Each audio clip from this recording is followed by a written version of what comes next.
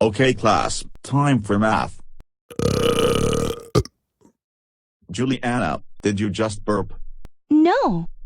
You were the one who burped. Don't lie to me, you just burped. That's it. Go to the principal's office now. Fine. Also you need to stop running.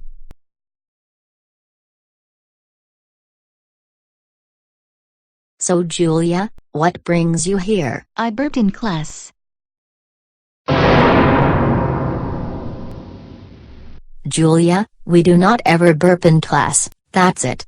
You are suspended for 2 days, and I will call your parents about this. Go home now. It's not fair.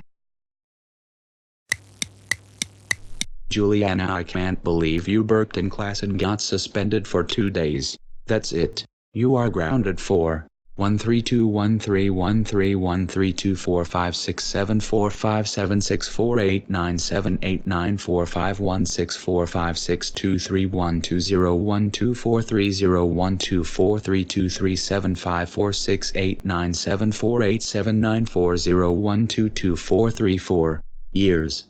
Now go upstairs to your room now. Why?